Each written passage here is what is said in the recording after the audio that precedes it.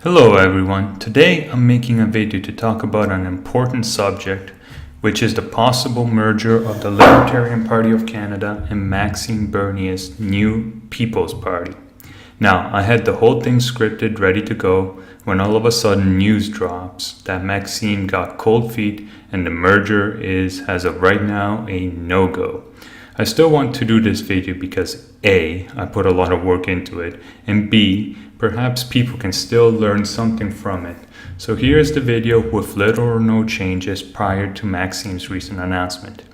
This was a big decision that could have serious consequences for the liberty movement, and I believe people are getting too caught up in the hype and not analyzing the possible outcomes properly. It is my belief that this merger is a bad move for both the Libertarian Party and People's Party, not to mention the liberty movement as a whole, and I plan to give you my reasons why. So this video is primarily aimed at Libertarian Party members that will vote on whether or not to merge, but also new People's Party members that want to learn what is going on and how it will affect them.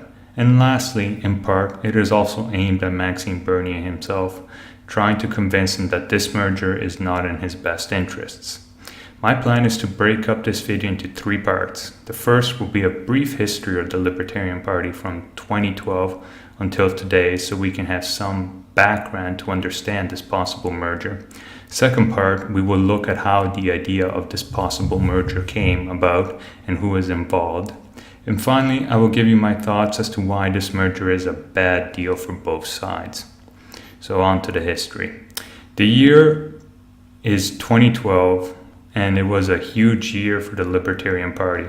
That's the year Ron Paul ran for the presidential nomination of the Republican Party in the United States and exposed an entire generation to the ideas of liberty. Many in Canada were watching and joined the Libertarian Party, hoping to bring a similar movement in Canada. That's when I joined the Libertarian Party anyway. Here is my letter welcoming me to the party. It was much different back then. The logo, the colors, and most importantly, the strategy was all different.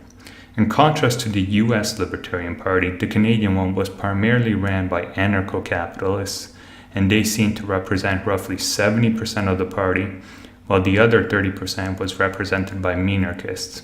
For anybody that doesn't know, an anarcho-capitalist is a libertarian that believes the free market and society function better without the use of government force, and no government at all.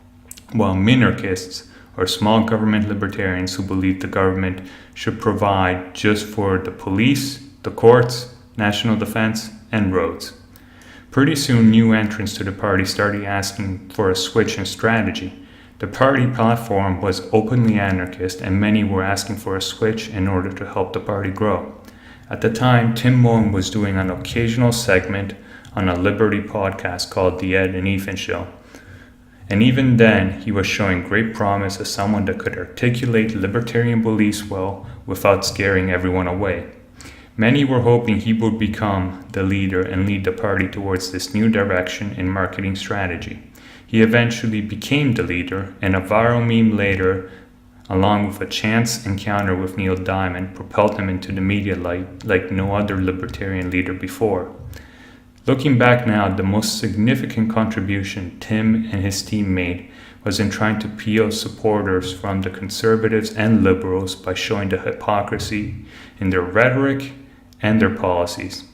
Many People's Party members today refer to liberals and conservatives as members of the same party and credit Maxime for that distinction.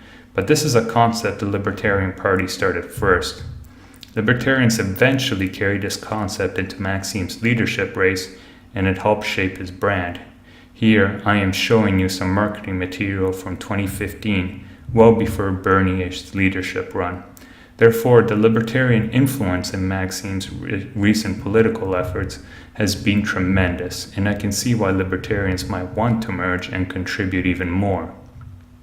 Following Maxime Bernier's message that he was forming a new party, Tim quickly put out a message that he was not going to merge with Maxime's new party and gave the following reasons. Cult-like following around Maxime Bernier, strong ethno-nationalist presence, and no support for ending the drug war, Bank of Canada, or the income tax. He stated emphatically, and I quote, "I am going to keep the flames of liberty lit over here, even if I am the only one left standing." Fast track a few weeks later, on September 3rd, 2018, in an original meeting at Red Deer, and all of a sudden his opinion had done a complete 180-degree turn.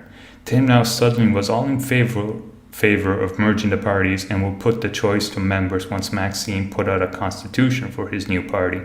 So what happened in such a few short weeks to make Tim change his mind? In my opinion, this man happened.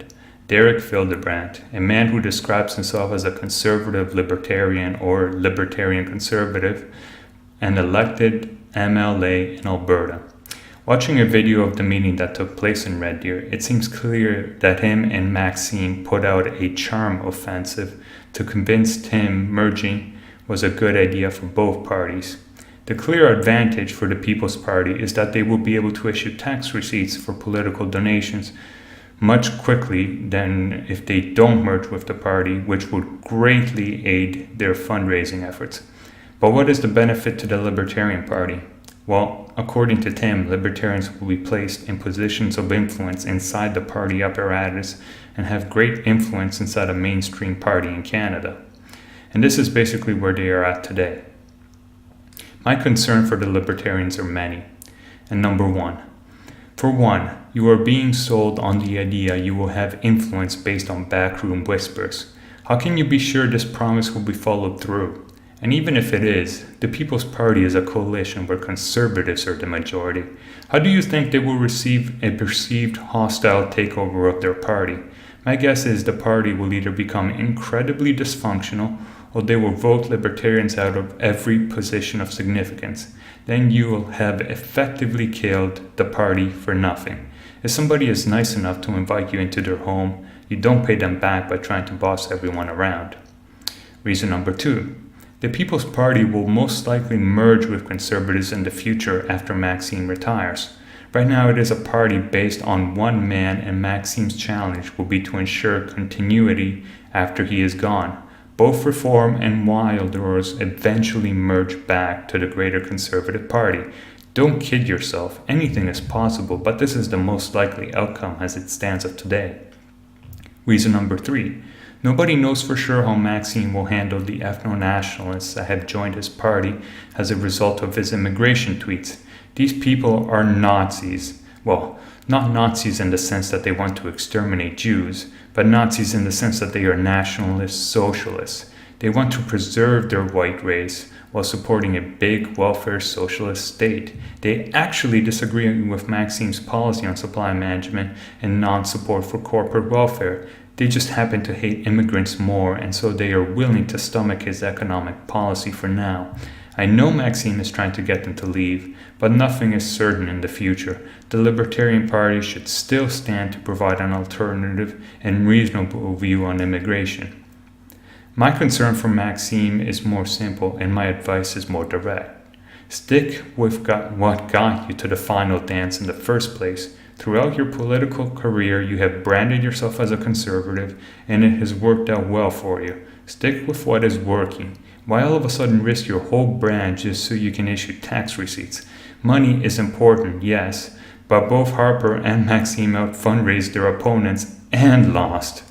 With social media, I believe money counts less in politics. Libertarians don't have to choose either Maxime or Tim to support. What is good for one party is good for the other.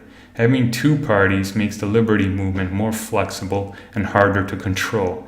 Therefore, I strongly encourage everyone in both parties to support the continued existence of the Libertarian Party. Please share this video and start a reasonable debate on the merits of its continued existence. That is it for now. I'll catch you guys next time.